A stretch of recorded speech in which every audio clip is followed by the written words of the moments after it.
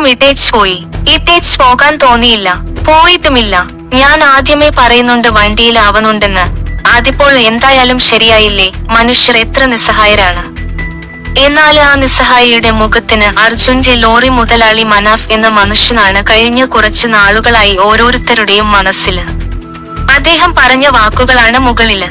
കർണാടകയിലെ ഷിരൂരിലെ കാണാതായ ലോറിയിൽ നിന്ന് ഗംഗവാലി പുഴയിൽ നിന്ന് 72 ദിവസത്തിന് ശേഷം ലോറിയും അതിൽ നിന്നും ഒരു മനുഷ്യ ശരീരവും കണ്ടെത്തി.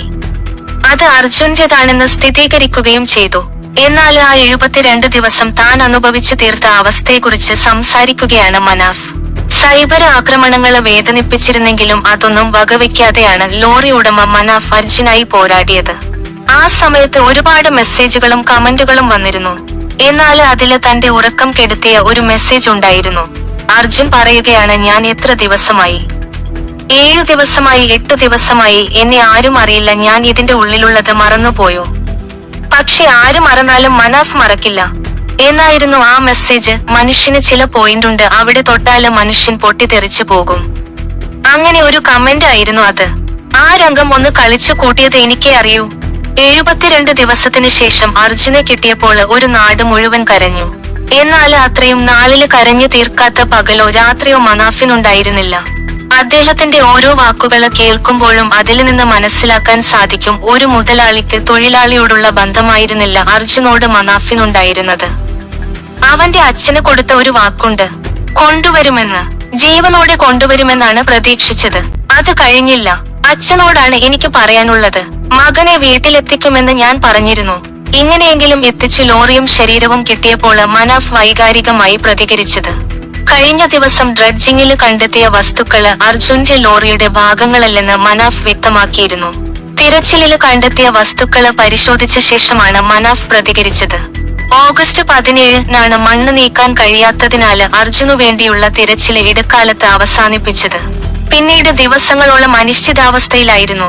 ഡ്രഡ്ജർ കൊണ്ടുവരുമെന്ന് പറഞ്ഞിരുന്നെങ്കിലും 1 കോടി രൂപ ചെലവ് വരുന്നതിനാല് ആര് പണം മുടക്കുമെന്നതായിരുന്നു പ്രശ്നം. പിന്നീട് കുടുംബം കർണാടക മുഖ്യമന്ത്രി സിദ്ധരാമയ്യയെ കണ്ടതോടെയാണ് തിരച്ചില് പുനരാരംഭിക്കാൻ തീരുമാനമായത്. ഡ്രഡ്ജറിന്റെ വാടക 1 കോടി രൂപ കർണാടക സർക്കാരാണ് വഹിക്കുക. ലോറി കണ്ടെത്തിയില്ലെങ്കിൽ താൻ കള്ളക്കടത്തുകാരനെന്ന് മുദ്ര കുത്തപ്പെട്ടെന്ന് കൂടി മനാഫ് പറഞ്ഞിരുന്നു. തനിക്കെതിരെ നിരവധി വ്യാജവാർത്തകളാണ് സോഷ്യൽ മീഡിയയിൽ പരന്നത്.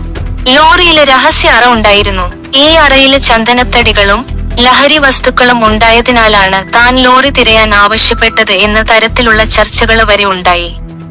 ഇതിനെല്ലാമുള്ള ഉത്തരമാണ് ഇപ്പോൾ ഈ കാണുന്നതെന്നും മനാഫ് മാധ്യമങ്ങളോട് പ്രതികരിച്ചു. അതേ, അയാള് ഒരു മനുഷ്യനായിരുന്നു. തന്റെ കൂടെയുള്ളവരെ മനുഷ്യനായി കാണാൻ സാധിക്കുന്നൊരു മനുഷ്യൻ. ജാതിയുടെയും മതത്തിന്റെയും ഒക്കെ അതിർവരമ്പുകൾക്കെല്ലാം അപ്പുറത്ത് മലയാളിയുടെ ഹൃദയവേദനയായി അർജുന് മാറിയെന്ന് ഷാഫി പറമ്പില് MP. ആദ്യമൊക്കെ ജീവനോടെ, പിന്നെ മൃതദേഹമെങ്കിലും. മലയാളി ഇത്രയധികം ആരെയും കാത്തിരുന്നിട്ടുണ്ടാവില്ല പ്രിയപ്പെട്ട അർജുനെന്നും ഷാഫി ഫേസ്ബുക്കില് കുറിച്ചു. കുടുംബത്തിന്റെയും പ്രദേശത്തിന്റെയും ജാതിയുടെയും മതത്തിന്റെയും ഒക്കെ അതിർവരമ്പുകൾക്കെല്ലാം അപ്പുറത്ത് മലയാളിയുടെ ഹൃദയവേദനയായി അർജുന് മാറി. പ്രിയപ്പെട്ട മനാഫിന്റെ മനസ്സാണ് മലയാളിയുടെ ഉള്ള. കുടുംബത്തിന്റെ തീരാവേദനയില് പങ്കുചേരുന്നു. ഷാഫി ഫേസ്ബുക്കില് കുറിച്ചു.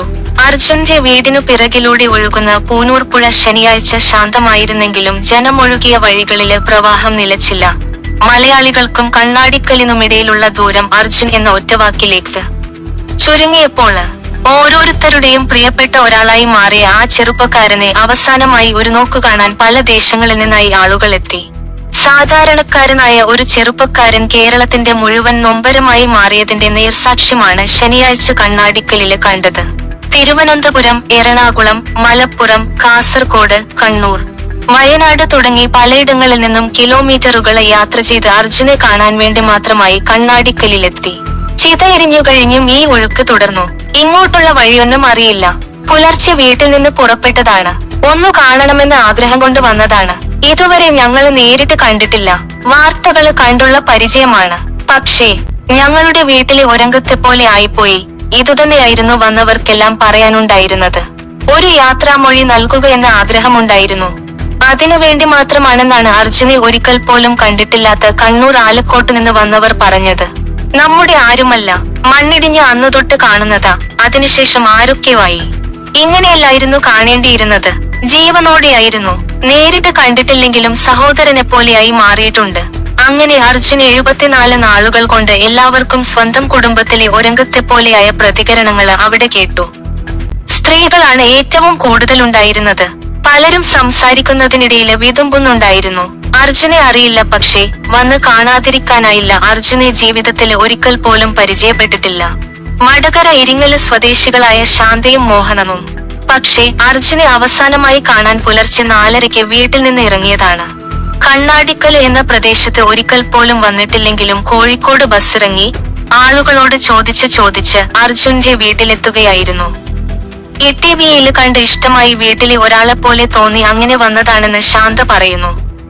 ജീവനോടെ കിട്ടണമെന്ന് എല്ലാ ദിവസവും പ്രാർത്ഥിക്കുമായിരുന്നു. പിന്നെ കിട്ടില്ല എന്നറിഞ്ഞപ്പോൾ സങ്കടമായി, കരഞ്ഞു. ആദ്യത്തെ ദിവസം ടിവിയിൽ കണ്ടത് തൊട്ട് ഇതുവരെ കാണുന്നതാണ്, ശാന്ത പറഞ്ഞു.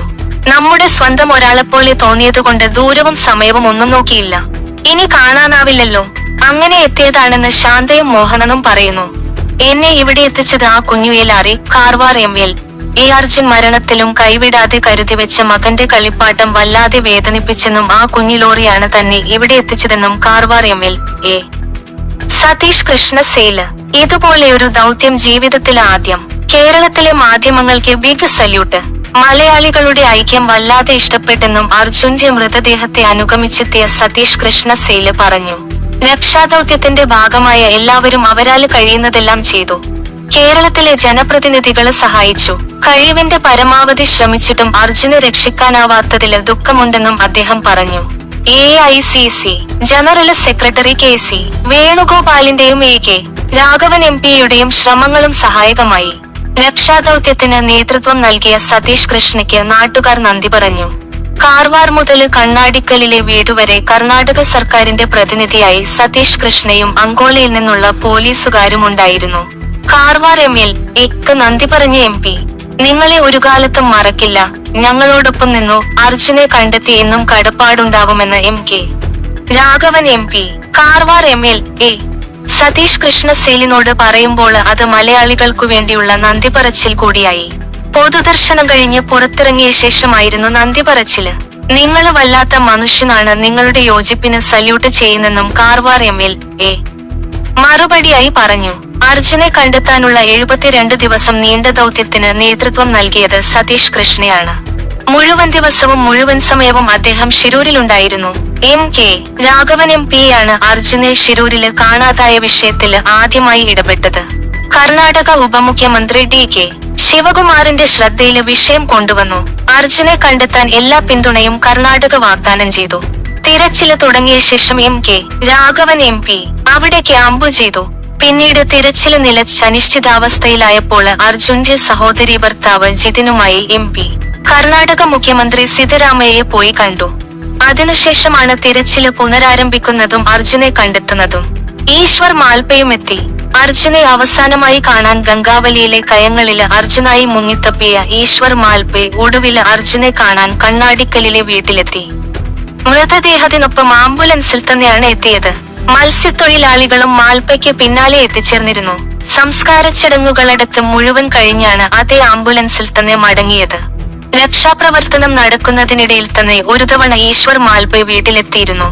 സംസ്കാര ചടങ്ങിന് വരണമോ വേണ്ടയോ എന്ന് സംശയിച്ചതാണ്. മനാഫാണ് നിർബന്ധമായും എത്തണമെന്ന് ആവശ്യപ്പെട്ടതെന്ന് മാൽപ്പെ പറഞ്ഞു. മൂന്നാംഘട്ട തിരച്ചിലിലും മാൽപ്പെ ഉണ്ടായിരുന്നെങ്കിലും കാർവാർ പോലീസുമായുള്ള അഭിപ്രായ വ്യത്യാസത്തെ തുടർന്ന് മടങ്ങുകയായിരുന്നു. അന്ത്യോപചാരമർപ്പിച്ച് പ്രമുഖർ. അർജുന് അന്ത്യോപചാരമർപ്പിക്കാൻ സമൂഹത്തിന്റെ വിവിധ തുറകളിൽ നിന്ന് ആളുകളെത്തി.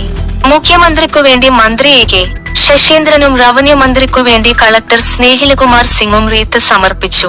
മന്ത്രി K Ganesh Kumar, MP-മാരായ MK Raghavan, Shafi Parambil, mayor doctor M Beena Philip, MLA മാരായ തോട്ടത്തിലെ രവീന്ദ്രൻ, ഇട്ടി Siddique, Sachin Dev, KK Rama, Linto Joseph, K Sachin Dev, ജില്ലാ panchayat president Sheeja Sasi, vice president P Gavas, മുൻ MP K മുരളീധരൻ, മുസ്ലിം ലീഗ് സംസ്ഥാന പ്രസിഡന്റ് പാണക്കാട് സയ്യിദ് സാദിഖലി ശിഹാബ് തങ്ങള്, കേന്ദ്ര Hajj committee chairman AP Abdullakutty, BJP സംസ്ഥാന ജനറൽ സെക്രട്ടറി M. ഇട്ടി രമേശ്, CPM ജില്ലാ സെക്രട്ടറി P Mohanan, DCC president K Praveenkumar, BJP ജില്ലാ president V K Sajeevan, A Pradeep Kumar, V Kunhali, Saleem Madavoor, P Kishanchand, PK Firoz, V Vaseef, find Arjun action committee general convener Naushad Thekkayil എന്നിവരും അന്ത്യോപചാരം അർപ്പിച്ചു.